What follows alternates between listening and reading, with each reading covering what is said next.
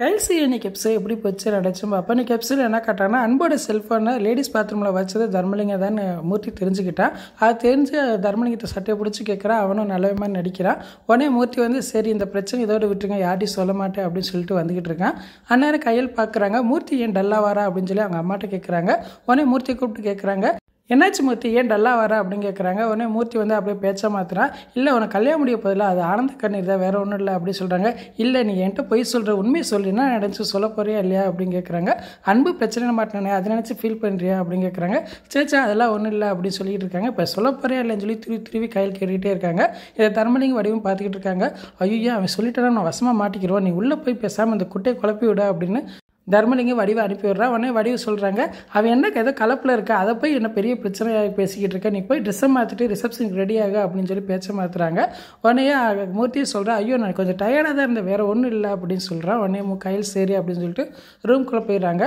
கையில் அந்த ரிசப்ஷன் ட்ரெஸ்ஸை பார்த்துக்கிட்டே இருக்காங்க. அப்போ தீபிகா எதிர்பார்த்துக்கிட்டே இருக்காங்க, இவன் எப்போ ட்ரெஸ்ஸை போடுவா, போட்ட உடம்புல எரிஞ்சு செத்து போயிடுவா அப்படின்னு நினச்சிக்கிட்டு இருக்காங்க.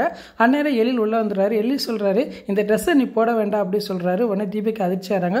ஒருவேளை எழில் தெரிஞ்சு போயிடுச்சோ அப்படின்னு சொல்லி பயந்துட்டு இருக்காங்க. அப்போ எழில் சொல்கிறாரு, அன்றைக்கி ரிசப்ஷனுக்காக ட்ரெஸ் எடுத்தோம்னா அப்போ இன்னொரு ட்ரெஸ்ஸை பார்த்தேன், அந்த ட்ரெஸ் உனக்கும் பிடிச்சிச்சு, அந்த ட்ரெஸ்ஸை தான் நீ போட்டு வரணும். அது மட்டும் இல்லாமல் ஃபோட்டோகிராஃபர் சொல்கிறாரு, நான் போட்ட ட்ரெஸ்ஸுக்கு நீ போட்ட ட்ரெஸ்ஸுக்கு மேட்சே இல்லைங்கிறாரு, அதனால் இந்த ட்ரெஸ்ஸை போட்டுவா சூப்பராக இருக்கும் அப்படின்னு சொல்கிறாரு. கையில் சரி இந்த ட்ரெஸ்ஸவே போட்டுக்கிறேன் அப்படின்னு சொல்கிறாங்க. அதை கேட்டோன்னா தீபிகா செம்ம டென்ஷன் ஆகிறாங்க. சரி இந்த பிளான் சொதப்பலாக போயிடுச்சு அப்படின்னு சொல்லி புலம்பிக்கிட்டே வராங்க. அந்நேரம் ஃபோட்டோகிராஃபரை பார்க்குறாரு. ஓங்கி பலார்னு அறிகிறாங்க.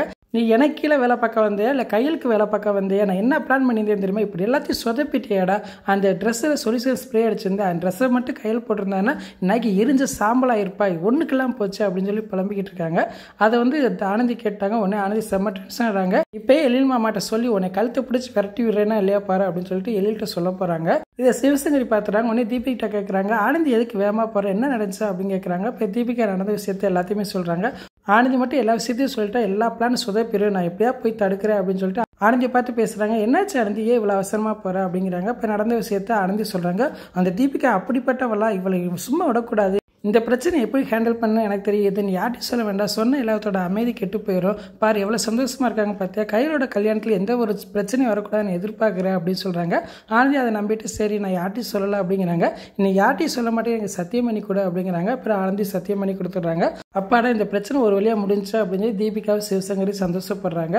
அதுக்கப்புறம் பார்த்தா கையில் எழில் ரிசப்ஷனுக்கு ரெடி ஆகிறாங்க. 2 பேரும் ரிசப்ஷன் ட்ரெஸ்ஸை போட்டு ஜோடியாக நடந்து வராங்க. அப்படியே மேடையில் போய் நிற்கிறாங்க. இதை கையிலோட அம்மா பார்த்து அப்படியே சந்தோஷத்தில் ஆனந்த கண்ணீரே வடிக்கிறாங்க. அப்படியே எபிசோட முடிச்சிட்டாங்க. நாளைக்கு எபிசோட் எப்படி இருக்கும் பார்த்து பேசுவோம். இந்த வீடியோ பிடிச்ச முடிவுக்கு லைக் கொடுத்துட்டு மறக்காமல் சப்ஸ்கிரைப் பண்ணுங்கள். தேங்க்யூ.